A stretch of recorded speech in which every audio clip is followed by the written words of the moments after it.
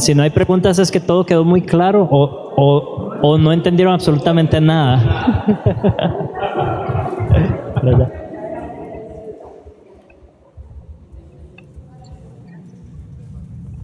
Buenas tardes, mi nombre es Yasser Alfaro. Hace un momento les consulté y quería volver a consultar acerca del papel que debo tomar yo como buen apologeta, ¿verdad? En este caso defensor de la fe, con respecto a tanto movimiento, en este caso LGTB, que no solamente afecta en Costa Rica, sino a nivel mundial. Sé que Canadá, pues, no sé exactamente la situación, pero estaba un poquito oprimida en el caso, digamos, de la iglesia. En nuestro caso tenemos libertad de expresión. Sabemos que hay algunos intereses ahí de por medios por algunos líderes, ya sea para tirarse para presidente u otra cosa. Sin embargo, es necesario llegar y defender a la familia. Entonces hay un punto que se expresó muy bien y me quedó muy claro. Nosotros no vamos a moralizar la sociedad porque nuestro llamado es predicar el evangelio. Es Cristo en la vida de las personas y no lo moral en las personas, eso es añadidura. Entonces quería saber cuál debe ser mi papel realmente, un consejo para llegar y saber si tengo que ir a salir a la calle a pegar gritos o qué es lo que debo hacer en este papel tan necesario y tan importante que afecta directamente en este caso al núcleo de la sociedad que es la familia, y cuál es mi papel siendo yo un apologeta. Es una muy buena pregunta.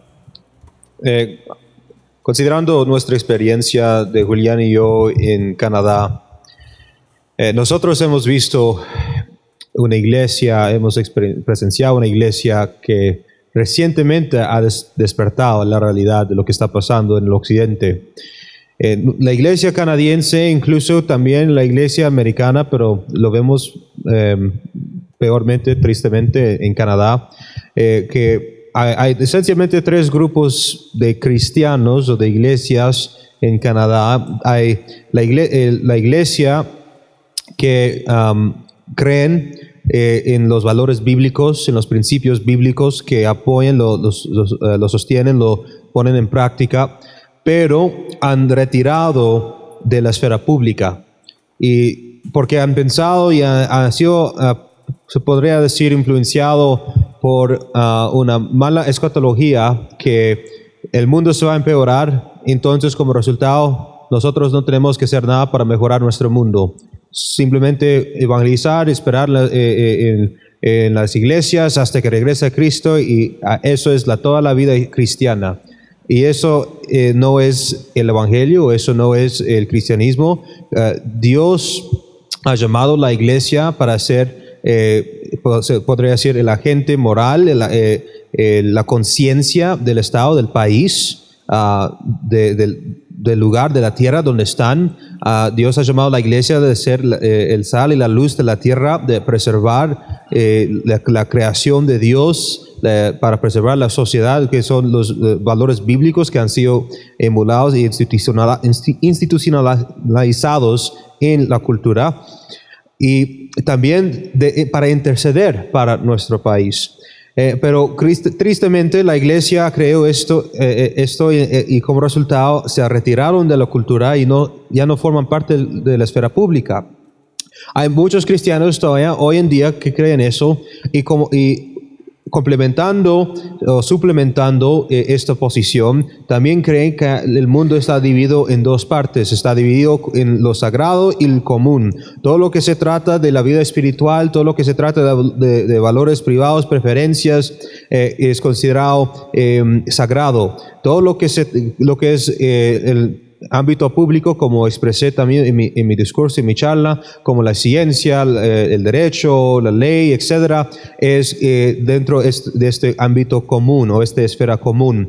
Y supuestamente creen que Dios y Jesús reina sobre la iglesia, reina sobre el sagrado, reina sobre esa esfera, pero que aunque es soberano, no reina prácticamente en el común. Y primeramente la Biblia nunca vemos una división, un dualismo del sagrado y el común. Técnicamente todo es la creación de Dios, entonces todo es sagrado. Y tenemos que entender que hay una perspectiva cristiana en respeto, en relación a todos los ámbitos de la vida y de la sociedad. Hay otro grupo de cristianos, ese fue el primer grupo. El segundo grupo de cristianos que tristemente han tratado de sintetizar su religión, su cosmovisión bíblica con las ideologías y las filosofías del movimiento, por ejemplo, de género, de LGBTQ. Esencialmente tenemos como ejemplo la iglesia canadiense de los anglicanos, que recientemente, en el año pasado, todos los obispos que estaban encargados de la denominación esencialmente hicieron un vote, una elección para ver si podrían aceptar el matrimonio entre el mismo sexo como algo aceptable dentro de la iglesia. Tristemente llegaron a la conclusión y a la decisión que Dios sí puede bendecir esos matrimoniales homosexuales, y han llegado a tal punto como la iglesia que primeramente empezó las misiones en el tiempo del colonialismo en Canadá, ha llegado desde un punto bíblico ahora a un punto de apostasía. Entonces tenemos cristianos que están tratando de promover un evangelio que tolera y acepta el homosexualismo y el pecado, y trata de conservar el hombre como el medio de todo, como donde todos sus deseos se pueden cumplir. Entonces sería como un evangelio que solo cuando nos conviene para nuestra salvación, pero cuando se trata de nuestra vida, Jesús no es el Señor de nuestras vidas. Y finalmente hay un tercer grupo, un grupo de cristianos que han sido fieles, remanente fiel en este aspecto del mandato cultural. Y esta iglesia ha sido una minoridad dentro de la iglesia, y ha hecho todo lo posible para despertar la iglesia, pero ha sido muy, muy tarde. Ese despertamiento, y esta iglesia está tratando de hacer lo mejor. Nosotros, como el Instituto de Esdras, estamos trabajando con varias iglesias en Canadá para ayudarles, a capacitarles para una de las maneras, por ejemplo, que nosotros hemos podido ayudar para cambiar nuestra sociedad. Entendemos que no vamos a ver un cambio en nuestra generación. Tenemos que tomar eso bien claro. Si esperamos ver un cambio totalmente transformador en una generación, pues eso sería un milagro de Dios, pero no es realista. No es, el problema es que estamos trabajando con una sociedad que involucra mucho tiempo de desarrollo. Lo que estamos haciendo entonces es, tenemos una estrategia. Estamos entrenando la próxima generación, por ejemplo, la próxima generación de abogados, la próxima generación de miembros de parlamento, de políticos, también de docentes en las escuelas, de profesores en la universidad, etcétera. Todo lo que puedas imaginar, médicos, doctores, los que van a ser enfermeras, entrenándoles para que saben cómo aplicar principios bíblicos y cómo tener un base bíblico, una cosmovisión bíblica, cómo se relaciona en cada ámbito de la vida, incluyendo su vocación. Entonces tenemos, por ejemplo, varios eventos de capacitación para estudiantes que están estudiando para el derecho y la ley, y ellos mismos están aprendiendo cómo argumentar en nuestro mundo para guardar y preservar el bueno y el justo en la creación de Dios, en nuestra propia sociedad. Pero tenemos que seguir trabajando. Una de las razones que hemos visto tanto cambio en nuestra sociedad es porque, ¿sabes qué? No es la mayoría del pueblo que están cambiando las leyes, que están cambiando las normas del país. Son una minoría, una minoridad que simplemente han encontrado puestos de influencia, como eso fue su estrategia, para de ahí imponer sus nuevas normas y su nueva cosmovisión y su nueva religión sobre el país y sobre el pueblo. Eso no es democracia, eso es intolerancia. Eso estamos viendo una forma de gobierno tiránico. Entonces, ellos están ellos entienden cómo se puede influenciar y cultivar la sociedad y la cultura, y muchos cristianos no han entendido eso. Muchos cristianos han pensado, pues la política no es para el cristiano, o el derecho y la ley no es para un cristiano. Ser un médico, pues sí, puedo ser médico, pero no puedo ser un médico cristiano. Y hemos tenido hartas discusiones con varios cirujanos y doctores que han dicho que han trabajado 25, 30 años con sus colegas, y después de 30 y 25 años finalmente descubren que son cristianos. Qué triste. Y por eso están dando terreno, por eso están callados, y por eso vemos que el eutanasia ya está introducido, ya es legal en nuestro país. Por eso el aborto es legal hasta los 9 meses. Por eso el matrimonio homosexual también es legalizado. Y ahora por eso el Estado puede quitar a niños de las familias si la familia no quiere reconocer que el niño quiere ser reconocido como el género opuesto que es. Entonces ahora la iglesia se ha despertado y está escribiendo a sus miembros de parlamentos, pero ya es muy tarde para nosotros. Nosotros tenemos que estar planeando y peleando y cultivando para las generaciones que vienen, para mis nietos, para mis bisnietos, etc. Y eso es lo que tenemos que hacer como iglesia, capacitar la iglesia, pero no solamente para hoy y ahora, pero sino también para el futuro. Bueno, para complementar, amén. Me gustaría leerles 1 Timoteo 2 en adelante. Dice: exhorto ante todo a que se hagan rogativas, oraciones, peticiones y acciones de gracias por todos los hombres, por los reyes, por todos los que están en eminencia, para que vivamos quieta y reposadamente. Nosotros como creyentes debemos anhelar el vivir quieta y reposadamente dentro de nuestra nación, independientemente de si toda la nación abraza el cristianismo o no, que es nuestro anhelo como iglesia. En mi charla de pronto dije algo que puede ser malentendido. Es mejor vivir en una sociedad moral que inmoral. Es mejor ser un buen padre que ser un mal padre. Es mejor ver familias tradicionales que familias disfuncionales.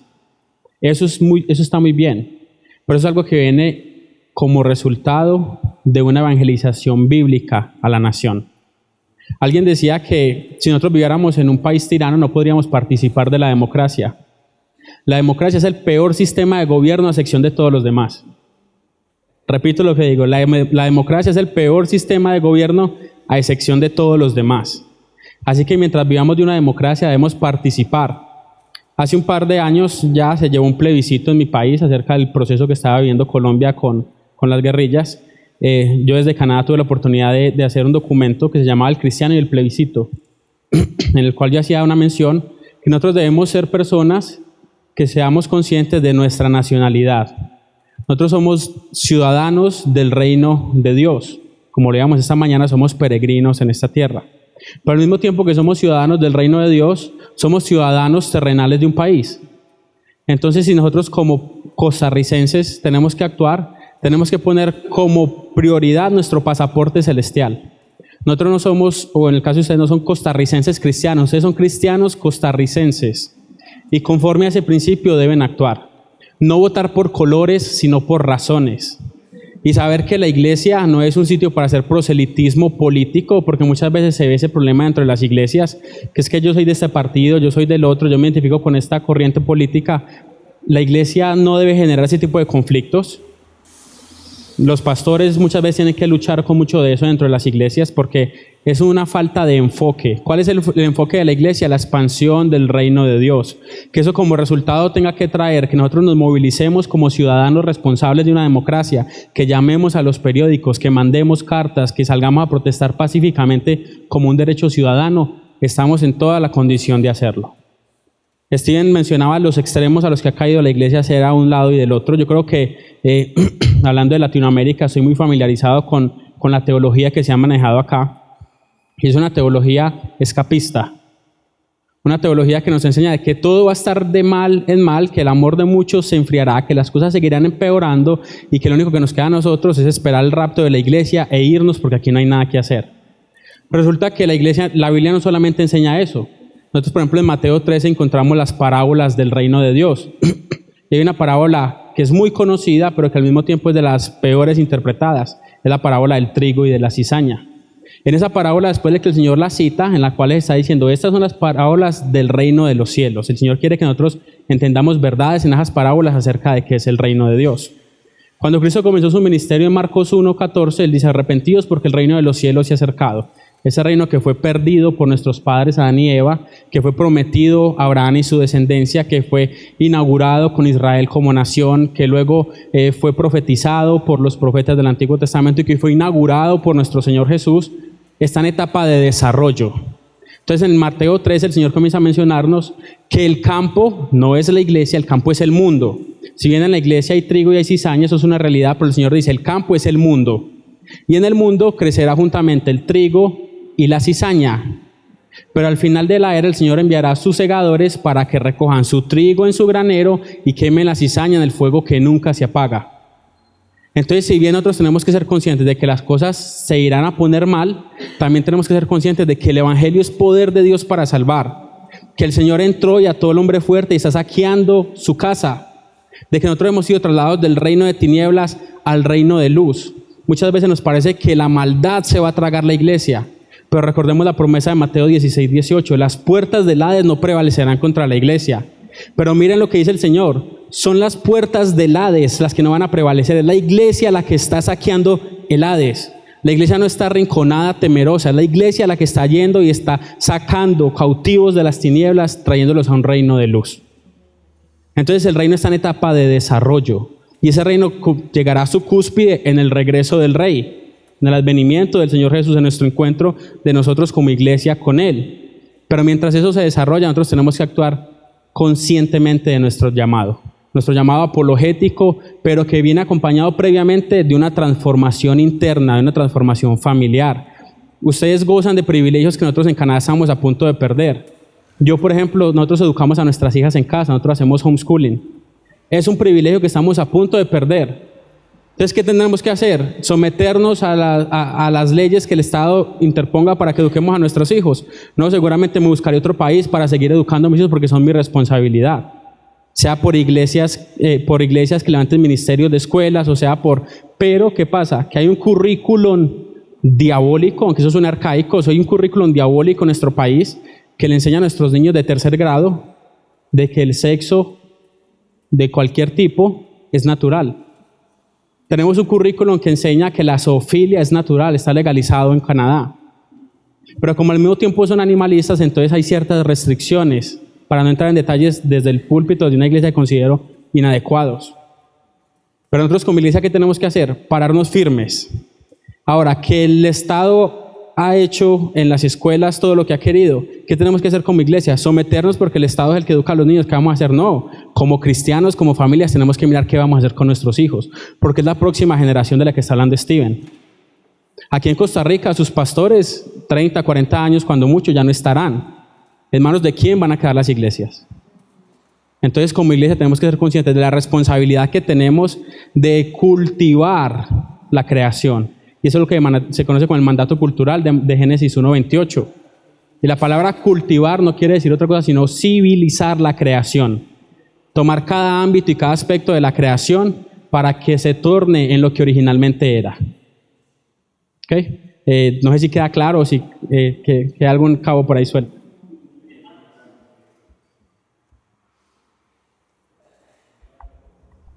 Tal vez mientras se surgen otras preguntas, y porque podemos dirigirla en esa línea. El hermano Steve, sí, fue Steve. Sí, el hermano Steve mencionó tres, por lo menos hay dos palabras, pero he visto que son tres, que tal vez en algún momento alguno las escuchó y sería bueno que como que nos las clarificara, porque son términos teológicos, que sería la ortopedia, la ortopraxis,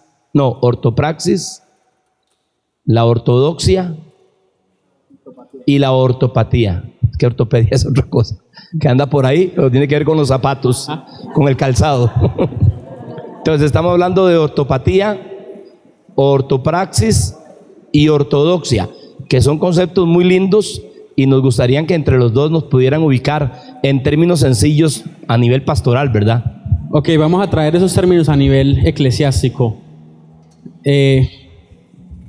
yo sé que a lo mejor es una iglesia que está en cierto proceso, según lo que habla con el pastor ahora.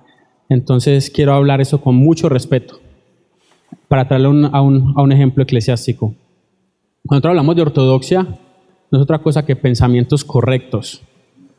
Entonces, históricamente, la iglesia reformada ha sido una iglesia que ha sido muy fuerte en su ortodoxia.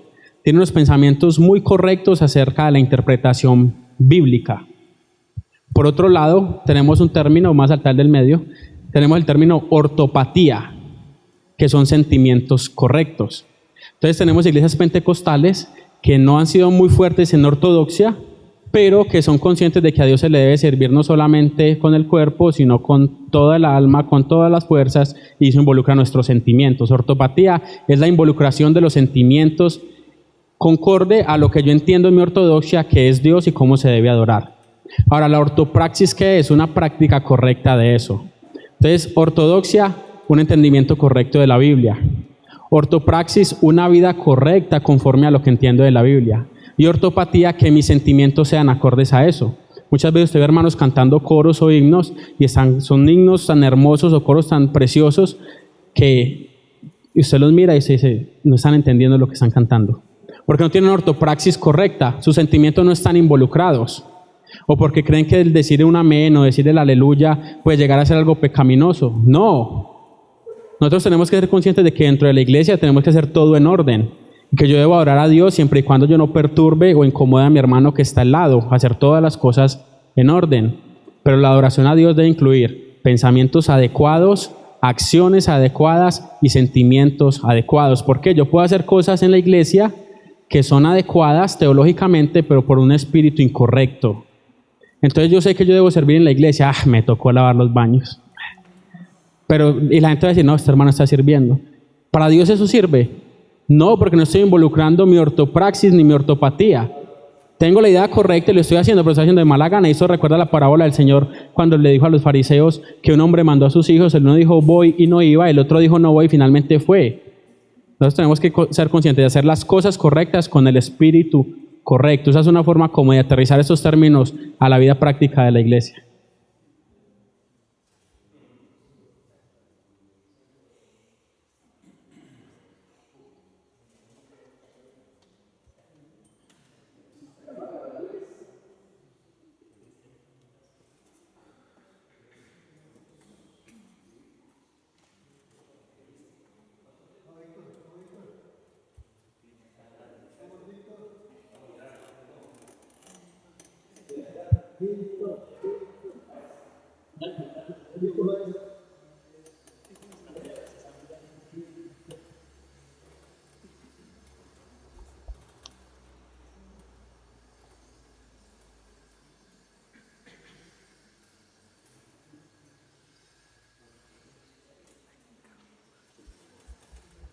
Buenas tardes, mi nombre es Marcela Chávez y quería hacer una pregunta con respecto a algo que ustedes expusieron al principio. Perdón, voy a ponerme de pie si no, no me ven.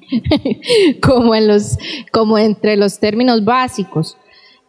Antes de eso quisiera leer algo que tengo aquí, que es un pensamiento del pastor John MacArthur, y aplicarlo a la pregunta que voy a hacer. Dice, el amor y la verdad deben mantener perfecto equilibrio.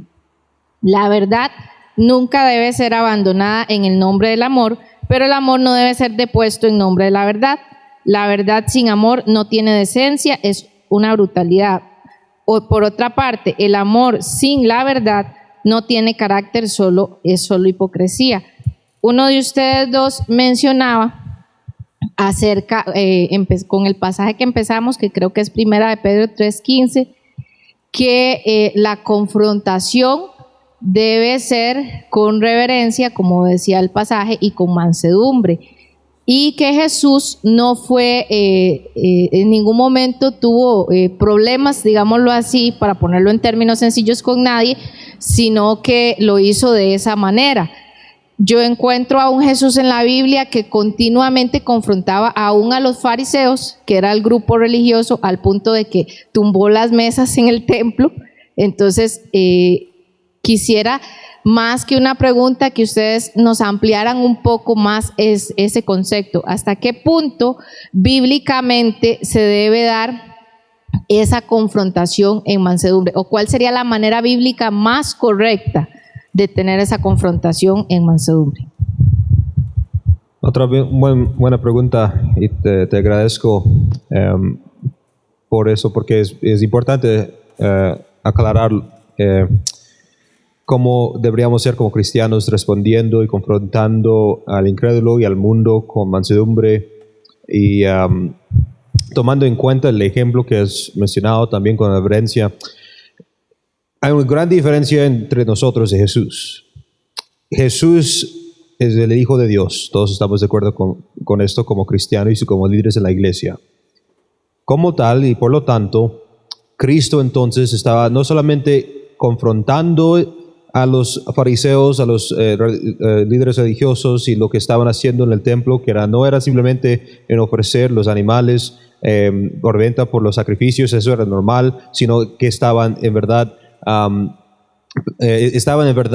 haciendo las cosas chuecas, para ponerlo más simple y no distraerme del tema. Pero Jesús no solamente estaba confrontándoles, Jesús mismo es el juez. Jesús mismo tiene la autoridad.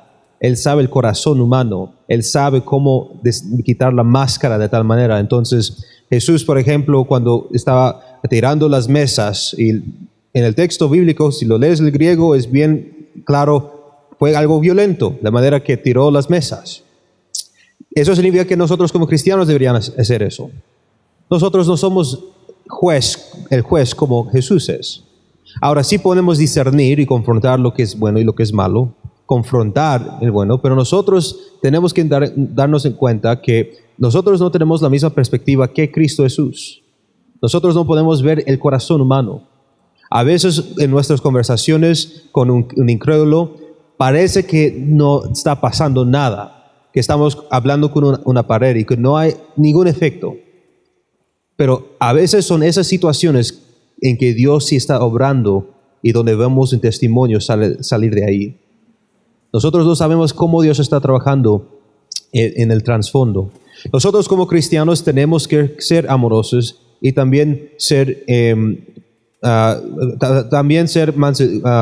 tener una actitud de mansedumbre y de reverencia. Y yo diré, no solamente imitar a Cristo en la manera que interactuó con por ejemplo, los pobres, los que necesitaban sanidad, los enfermos, etcétera, los que fueron rechazados de la sociedad judía. También deberíamos ver el ejemplo que nos mostró el apóstol Pablo. En ningún momento el apóstol Pablo lo confrontó a un incrédulo. Y si lo vemos bien, Jesús no estaba confrontando a incrédulos en el mismo sentido. Estaba confrontando a los que se decían que eran los hijos de Dios o el pueblo de Dios, que tenían un conocimiento de la ley, estaba malinterpretándola. Entonces, cuando vemos a Pablo, Pablo nos da un ejemplo de cómo interactuar con el mundo pagano, con el mundo incrédulo. Y vemos que es su corazón alcanzar mismo el más agresivo y el más perverso con el evangelio para que se puedan ser redimidos. Y una de sus ambiciones era predicar el evangelio al emperador, que fue Nerón.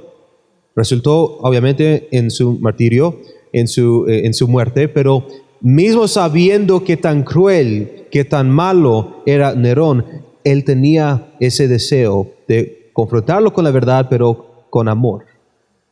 Porque él quiere que el hombre puede ver que los cristianos no solamente están tratando de añadir más números a la iglesia o más números a nuestra membresía. Los cristianos en verdad quieren y sienten mucho por los que van a sufrir por sus pecados y quieren que sus prójimos puedan disfrutar la salvación y la bendición que viene con tal salvación en Cristo Jesús. No sé si quieres suplementar algo. Solamente un pasaje de Juan 1:14, cuando nos habla del verbo encarnado de Cristo. Dice que Él vino lleno de gracia y de verdad. Yo entiendo la preocupación de la hermana Marcela. Este pasaje yo creo que nos ayuda a encontrar un equilibrio muy sano en cuanto a esta situación. Primero, Jesús vino lleno de gracia. Ahora, una gracia sin verdad nos lleva al libertinaje. Pero también vino lleno de verdad. Ahora, una verdad sin gracia nos lleva al legalismo. Nosotros tenemos que no podemos dar licitaciones a la verdad, no bajar los estándares, llamar pecado a lo que es pecado con todas las fuerzas de nuestro ser, pero hacerlo con todo amor. Recuerdo una vez una historia de un predicador o de una persona en un pueblo muy pequeño, todo el mundo conocía a la iglesia y fue a su banco y le dicen, oh, ¿verdad que ustedes van a cambiar de pastor? Sí, no, ese pastor hay que despedirlo. Okay, a la siguiente semana, oh, ¿por qué lo van a despedir? No, porque ese pastor nos habla mucho del infierno. A la siguiente semana llegó otra vez esta persona de la iglesia al banco y le dice al banquero, ¿cómo les ha ido con el nuevo pastor? Bien, ¿qué tal este? Bien, bien, también nos habla mucho del infierno. Lo que pasa es que el otro parece que lo disfrutaba. 100% amor, 100% verdad. Ahora, el trato con aquellas personas que se identifican como de la fe, muchas veces puede ser un poco más severo, porque lo vemos en la Escritura. Fue con las personas que el Señor más severamente trató. Tenemos a Mateo 23 como ejemplo de esto. Y vemos cómo el Señor a través de todo su ministerio fue muy compasivo, pero también fue muy severo con aquellos que decían, somos el linaje de Abraham. ¿Cómo vemos esto dentro de la iglesia el día de hoy? ¿Cómo tratamos con los apóstatas? Tenemos muchos ejemplos. Tenemos Hebreos 6, tenemos Hebreos 10. Y tenemos que llamarlos al hecho de que horrenda cosa es caer en manos de un Dios vivo. Que si pisotean la sangre de Cristo no queda más expiación por sus pecados. Que es imposible que una vez que fueron iluminados degusten de los dones celestiales. Y eso lo tenemos que hacer con urgencia, con temor, con toda la verdad, con toda la pasión, pero con todo el amor.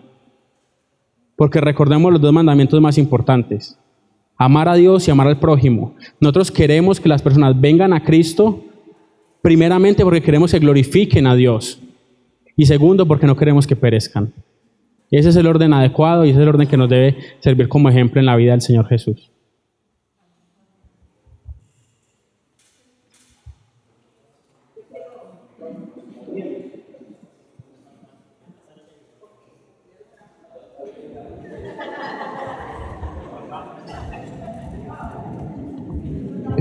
Gracias, hermanos, por las exposiciones, primeramente. Segundo, quisiera retomar un tema que al final, en medio del hermano Julián, estabas mencionando ahora, sobre el asunto de la responsabilidad que tenemos como ministros, como pastores, de poder preparar la generación que viene ante todo lo que en algún momento implica el asunto de la gran responsabilidad que tenemos como iglesia, como cristianos. Cuando mencionabas la parte esta política, los conflictos que se dan dentro de una iglesia y donde muchas veces nosotros como pastores pues tenemos que lidiar con este asunto.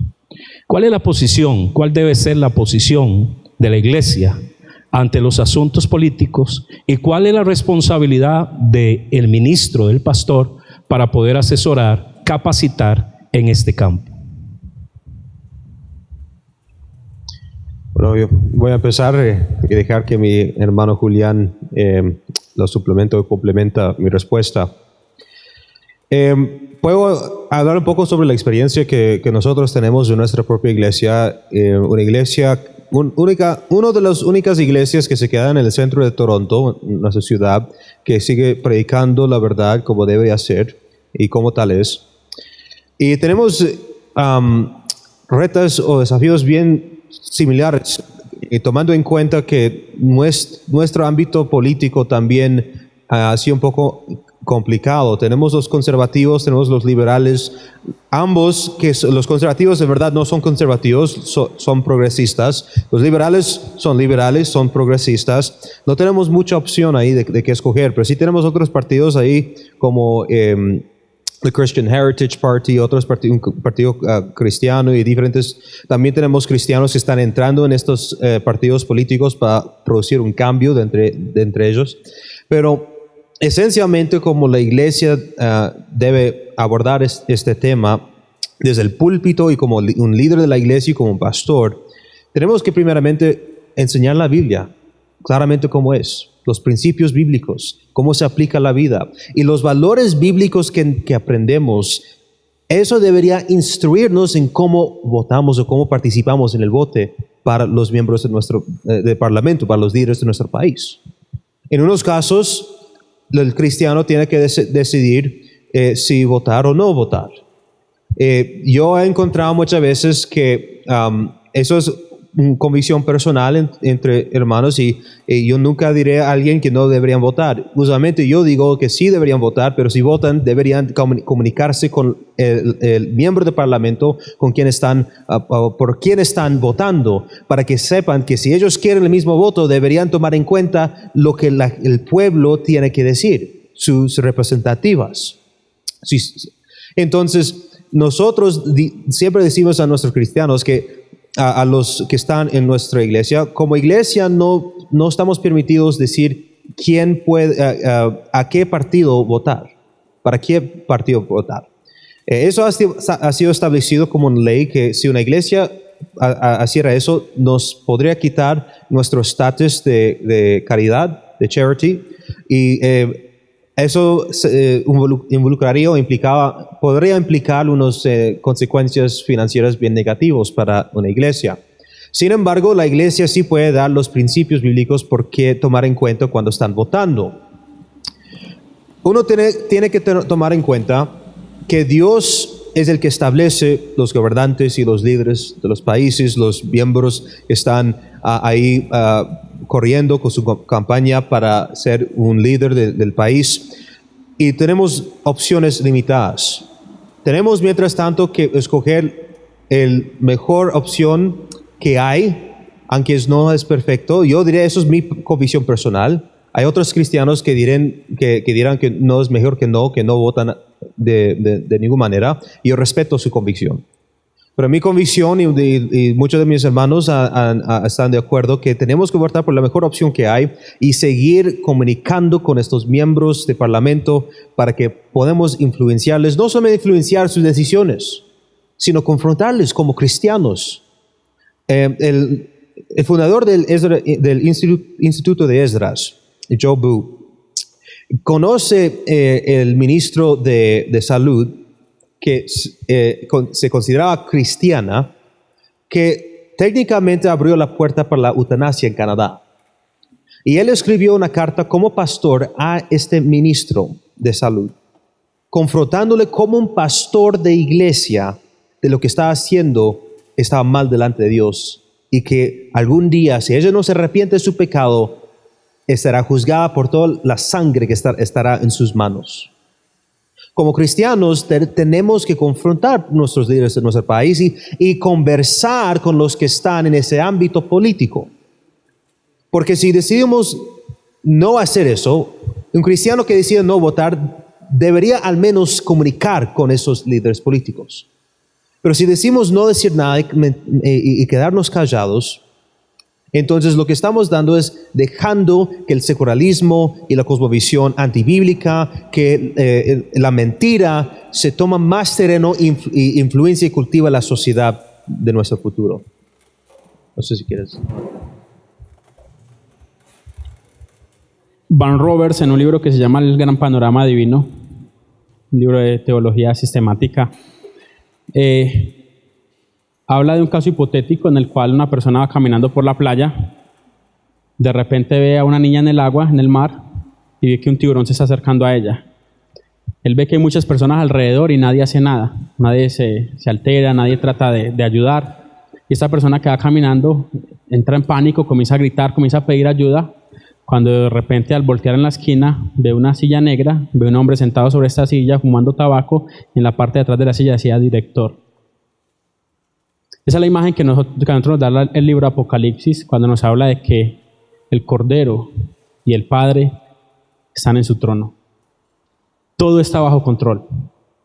Todo lo que está pasando en Costa Rica está bajo el control soberano de Dios. Una de las formas en las cuales ustedes como ministros pueden descansar de no tener que ir puerta por puerta con cada hermano diciéndoles por quién tienen que votar es exponiendo el consejo de Dios de principio a fin. Exponiendo el consejo de Dios de una forma clara para que los creyentes puedan tener herramientas fuertes y sólidas. Y es aquí donde retomo el principio que les mencioné ahora, de que nosotros somos cristianos costarricenses. Porque si yo pongo como prioridad que yo soy costarricense Y puede que yo no esté de acuerdo con la política económica de X o Y funcionario que se está postulando a una posición. Pero yo tengo que evaluar qué tiene más peso ante mi ciudadanía celestial. Si no estar de acuerdo en la política pública de este hombre, pero que está a favor de la familia y que está cuidando el diseño convencional de la familia, o si pongo por encima mi nacionalidad terrenal con aquel que tiene una política económica mucho más poderosa, pero que está a favor del matrimonio homosexual. Entonces, que siempre prevalezca sobre todos ustedes el hecho de que la palabra de Dios está por encima de cualquier cosa y que la economía se va a poner mal. Oremos porque el Señor nos guarde, pero recuerden que Él sigue estando en su trono. Hermanos, me voy a tomar una libertad rápidamente, nada más como costarricense, de hacer una acotación. Nosotros como ticos hemos tenido la muy mala costumbre de no votar por principios, ¿verdad? Si ustedes lo piensan, siempre ha sido como tradición familiar, o de la provincia, o que a mí mis papás siempre han votado por este o aquel, o nosotros siempre hemos votado por ese o aquel. Siempre pensamos en apellidos, ¿verdad? Y los partidos de aquellas personas que hicieron grandes cosas por el país según nosotros, entonces seguimos votando por esos mismos partidos, seguimos votando por esos mismos apellidos, y como cristianos tenemos que cambiar esa forma de pensar. Tenemos que empezar a pensar en principios. Entonces ya no votar más por un apellido, por un color, como estaba diciendo nuestro hermano, sino de verdad sentarnos a pensar en los principios bíblicos y cómo vamos a dar nuestro voto en ese sentido. Y no importa su apellido, y no importa si es verde y blanco, si es rojo y azul, o si es de cualquiera de los otros colores que han surgido en los últimos años. No importa, no se trata de eso en última instancia, se trata de principios. Y esto para nosotros implica una tarea que pocos hacemos: sentarnos a estudiar las propuestas de gobierno de los que se están postulando para la presidencia. Nosotros personalmente, no estoy diciendo que en la iglesia se sienten a estudiar eso, no. La iglesia tiene su papel, comunicar los principios bíblicos, ¿verdad? Pero nosotros como ciudadanos cristianos costarricenses necesitamos sentarnos seriamente a estudiar las propuestas de gobierno de los que se están postulando. Tenemos las elecciones a la vuelta de la esquina y estoy seguro de que ninguno de nosotros, o muy pocos, conocemos las propuestas de gobierno de los candidatos en este momento. Y las elecciones son el otro año. Entonces, sentémonos a pensar como cristianos de verdad y a evaluar desde un filtro bíblico a nuestros candidatos, y entonces demos nuestro voto. Y como dice nuestro hermano, nuestro Señor está en los cielos, Él es Rey de Reyes y Señor de Señores. Al final Él está en su trono, ¿verdad? Pero nosotros debemos actuar responsablemente en ese sentido. Voy a ir donde ella primero igual.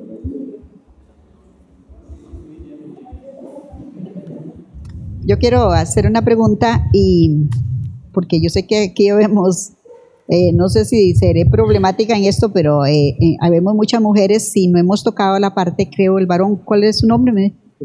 Julián.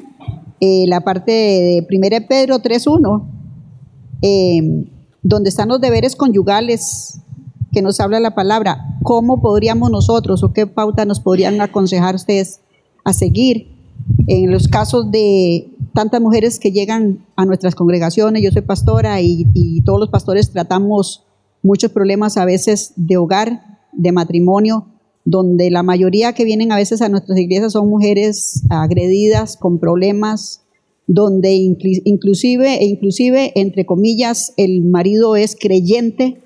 A veces algunas de ellas son siervos, están trabajando con alguna parte de la grey del Señor, y nos vienen a pedir un consejo de respecto al maltrato, qué hacer, cómo hacer ellas, enfrentarse a un maltrato que reciben en su hogar, a un rechazo como mujeres, como esposas, como madres. Ahí dice: asimismo vosotras mujeres estad sujetas a vuestros maridos, para que también los que no creen la palabra sean ganados, dice por la palabra y la conducta de sus esposas, ellos sean ganados. En sí, ¿dónde queda esa mujer que a veces inclusive no puede venir a pedirle un consejo a uno? Y creo que a los pastores les ha pasado, porque el marido le prohíbe muchas veces llegar y pedir un consejo. Es un campo difícil. Y si la Biblia me dice también que honremos a todos, amad a los hermanos y temed a Dios y honrad al rey, ese cabeza de hogar ha pues sido puesto por Dios para honrar la palabra del Señor, para glorificar al Señor, para proteger su familia. Y estos son los conflictos que nosotros verdaderamente actualmente estamos viviendo. Las iglesias estamos llenas de personas que inclusive muchos de ellos ya van hasta por el cuarto matrimonio y por las mismas situaciones que se están dando. Entonces yo quiero pedirle si hay algunos consejos bíblicos en que Dios venga y podamos pegarnos a la palabra, ¿qué podemos extraer de ahí para ayudar a todo ese caso de mujeres? A veces hasta varones hay ahí. Muchas gracias. Gracias. Yo creo que como miembros de iglesia debemos ser sensibles a la realidad de estas cosas que muy pocas veces se hablan. Lo primero que le diría a estas hermanas es que ellas hacen parte de una confraternidad, que es el pueblo de Dios, y aquellas que son esposas de estos tiranos que se hacen llamar cristianos deben ser expuestos públicamente. Y por eso hacen parte de una iglesia. Y se debe seguir la disciplina que nos enseña el Señor dentro de la iglesia. Ahora, yo vengo de familia católica, yo recuerdo que mi abuela soportó estoicamente muchos ademanes de mi abuelo y ellas creían que el sufrir y soportar, eso les iba a dar gloria cuando partieran con el Señor, cosa que nosotros sabemos que no es así. Y yo me acuerdo que mi mamá decía que mi abuela iba a pedir consejo al sacerdote y el sacerdote le decía: mi hija, se hizo un pacto y hasta que la muerte los separe. Le falta a ese sacerdote quemarse las pestañas estudiando la Escritura. No solo en ese aspecto, por lo general en todos.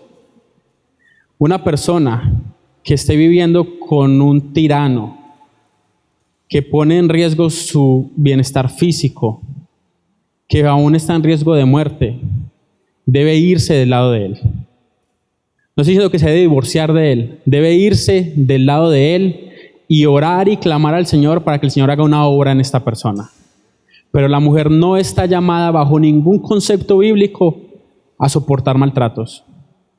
Tampoco está llamada a ponerse al tú por tú con el hombre.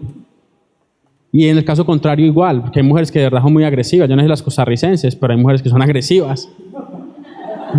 Y hay hombres que... Pastor se ríe. No veo, sino que los hombres se ríen, no sé por qué. Pero es una realidad a la cual no debemos ser insensibles como ministros a esta realidad y ser conscientes de el cuidado constante que como iglesias tenemos que llevar de las familias. Es imposible tener iglesias saludables sin familias saludables. La familia no solamente es el fundamento de la sociedad, la familia es el fundamento de la iglesia. Una familia que no esté fundada sobre principios bíblicos, una familia que no practique devocionales, un padre que no esté ejerciendo como sacerdote, profeta y rey en el hogar, una mujer que no esté sometida a un liderazgo piadoso, sino que esté en rebeldía. Todo ese tipo de cosas distorsionan y terminan afectando no solamente su vida familiar, su vida eclesiástica y su testimonio para presentar una defensa acorde con los principios bíblicos. Entonces, lo primero que yo les diría es busquen consejo de sus pastores, traten de no tener temor y eso, y que sea un pastor muy prudente. No sé si eso ayuda en algo a tu inquietud.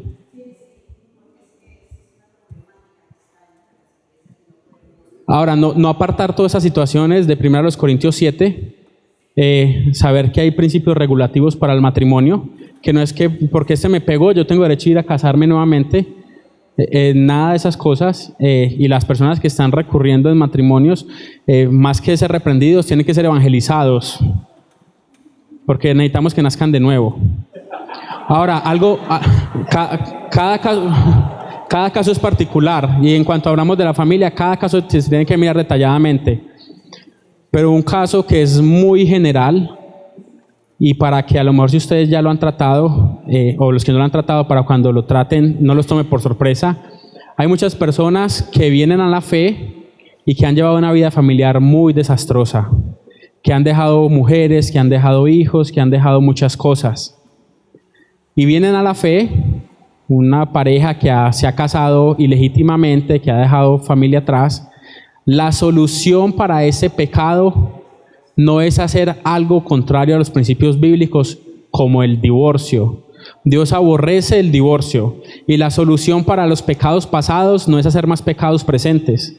Cuando venimos a Cristo, Él nos perdona todos nuestros pecados pasados, presentes y futuros.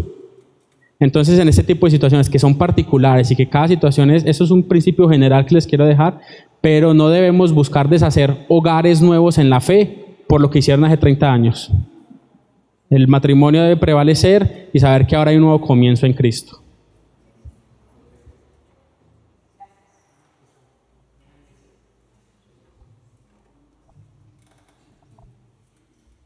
Bueno, mi nombre es Cintia. Usted hace un momento dio una experiencia suya cuando tuvo que hablar con una persona y usted dio sus propios argumentos de acuerdo a esta persona. Bueno, entonces mi pregunta va hacia eso. Quisiera escuchar más que todo en esa opinión, que a veces uno basa esas opiniones bajo estadísticas, argumentos que esa persona quiere escuchar, como yo tratando de convencerla, y tal vez yo muchas veces lo he hecho. Y sabemos que mi argumento primeramente debe ser bíblico, ¿verdad? En número 1. Pero mi pregunta es, estas personas siempre quieren escuchar algo más, dicen, no, de la Biblia no me hable, y porque son insensatos, porque viven en oscuridad, y como usted dijo ahora, ven pero no ven, saben y no saben, ¿verdad? Entonces, ¿cómo uno entrarles a estas personas cuando dicen, no, sigo creyendo en esto, y uno trata de hablarles de la palabra porque es mi fundamento? Ahora, sabemos que es con la ayuda del Espíritu Santo que los convence, y que yo cumplo mi función dándole esta verdad. Si él no la quiere ver, quiere seguir ciego, pero quisiera algo más así, una opinión. Nuestro objetivo y nuestro llamado como apologetas, como cristianos, no es convertir a la gente. No podemos convertir a la gente. Solo Dios puede convertir a la gente. Tomando eso en cuenta, nuestro deber entonces es dejar el necio, el incrédulo, sin excusa. Dejarle, en otras palabras, dejarle sin palabras para que no se pueda justificarse. Eso es nuestro deber, es quitar la máscara falsa que tiene, es mostrar que no tiene base para hacer sentido de la realidad, es mostrar que lo que cree no corresponde con la realidad, que lo que cree es algo ficticio, que lo que cree no se puede vivir, no es consistente. Y al hacer eso, ahí está, podemos predicar el Evangelio, presentar el Evangelio. Ahí en ese momento, cuando realiza que la verdad, su mundo, sus creencias y sus presuposiciones no corresponden con su vida y la manera que está viviendo y la manera que piensa y lo que está presuponiendo, es en ese momento que Dios trabaja en el corazón. Y tenemos que tomar en cuenta eso. Eso es nuestra responsabilidad, eso es nuestro deber. Dejarles sin excusa, mostrarles que no tienen justificación por su cosmovisión, que no pueden justificarlo racionalmente, no pueden hacer sentido de la realidad, no pueden dar sentido a la inteligibilidad de la experiencia humana. Eso es nuestro deber. Porque ellos vienen a nosotros, los incrédulos traen a la mesa su cosmovisión, sus presuposiciones, lo que ellos creen que es verdad. Nuestro deber es mostrar que eso es falso. Nuestro deber es demostrar que eso es falso, no solamente que es falso, sino que es contrario a la verdad que está claramente revelada en la creación de Dios y también revelada en la escritura de Dios. Eso es nuestro deber. El resto se encarga nuestro Dios Redentor y Creador. Para complementar, me gustaría leer 1 Corintios capítulo 2, versículo 1. Dice el apóstol Pablo hablando en Atenas, que era la cuna de la filosofía. Así que, hermanos, cuando fui a vosotros para anunciarlos el testimonio de Dios, no fui con excelencia de palabra o de sabiduría, pues me propuse no saber nada entre vosotros, cosa alguna, sino a Jesucristo y a este crucificado. En Atenas surgió algo que se llamaba la escuela sofista. Y los sofistas nosotros hoy tenemos un término distinto porque las palabras van cambiando de significado. Entonces, para nosotros algo sofisticado ahora es algo muy novedoso, pero la palabra sofisma era una escuela de pensamiento que cobraba por enseñar. Entonces, yo quería estudiar con los sofistas. Eran personas que eran muy dadas a la retórica, hablaban muy bien, ganaban argumentos de una forma muy poderosa. Entonces había escuelas de sofistas. Y hay una historia que cuenta de un alumno que fue a estudiar con uno de sus maestros sofistas.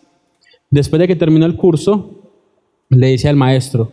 El maestro entonces llegó a cobrar el curso y el alumno le dice: si me enseñaste bien, debo convencerte para no pagarte.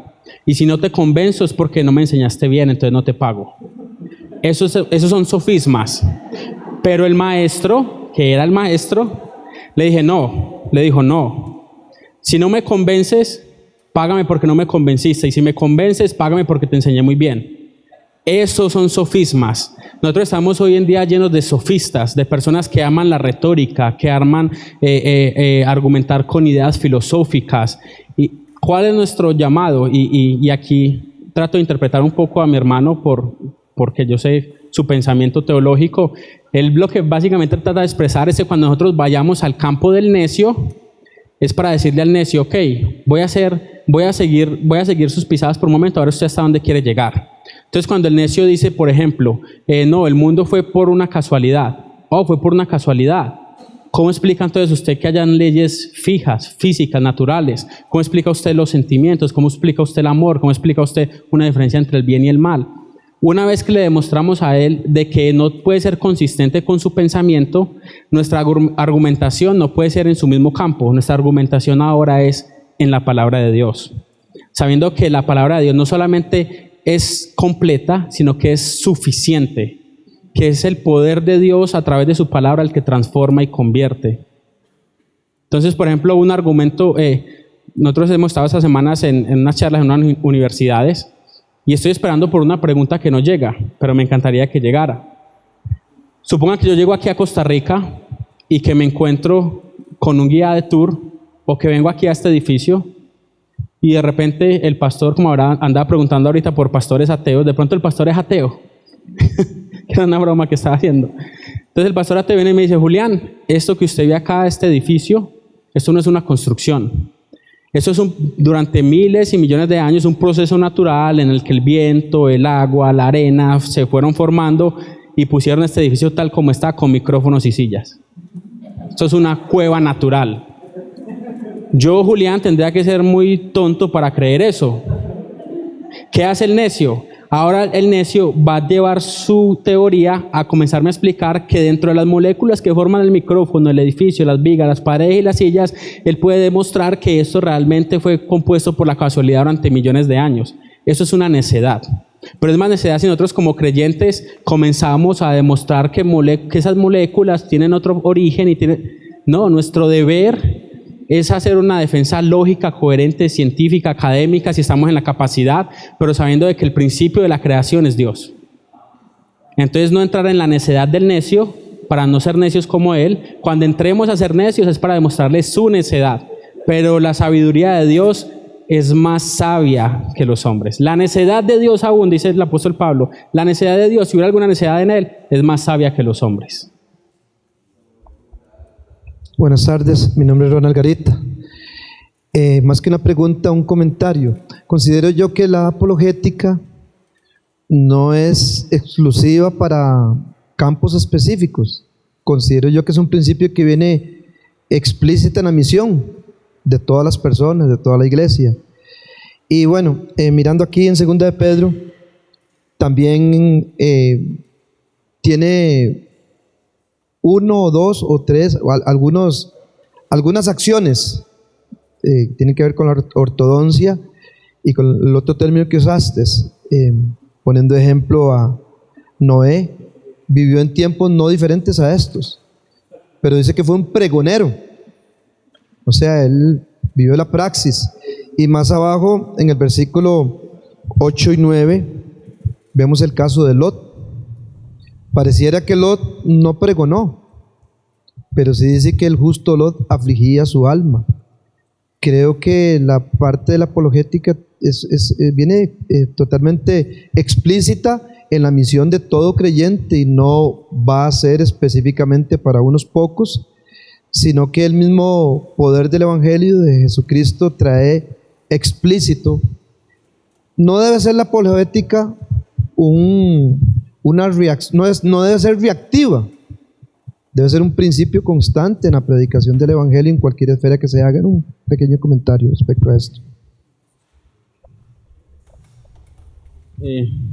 Para cerrar, creo que ya estamos sobre el tiempo. Otra ilustración para alentarlos a que den testimonio de su fe. Cuenta la historia que una vez un misionero llegó a un pueblo minero y el misionero comenzó a predicar el Evangelio. De pronto uno de los jóvenes mineros vino en arrepentimiento y fe ante el Señor lo salvó, el misionero terminó su misión y se fue. Al año siguiente volvió el misionero al pueblo y apenas entrando al pueblo lo primero que se encuentra es aquel joven que viene corriendo hacia él. Y el misionero dijo, no, se le convirtió toda la familia, todo el barrio, ya debe haber comenzado una misión acá. Le dio un abrazo al misionero. Dice, amigo minero, ¿cómo está? ¿Cómo va su vida de fe? ¿Qué tal? ¿Cómo se ha sentido?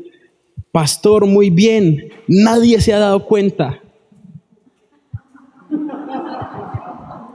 No tuvo ningún problema durante el año porque nadie se fijó de su conversión. No seamos mineros.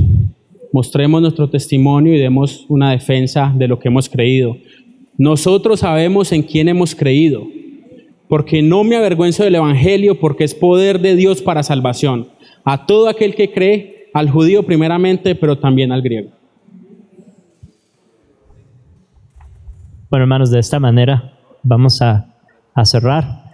Les damos nuevamente las gracias por habernos acompañado, por toda la participación, por toda la paciencia también, por haberse sentado ahí a escuchar y gracias de verdad.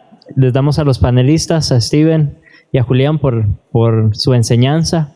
Yo creo que salimos todos desafiados, ¿verdad? Desde lo personal, individual, delante de Dios, nuestra vida devocional que termina siendo el fundamento para cualquier defensa y cualquier presentación del Evangelio que hagamos. Y que el Señor bendiga nuestros esfuerzos, nos ayude al salir de esta puerta a irnos con brío, con ganas, con fuerza y realmente presentar a ese Señor en el cual hemos creído.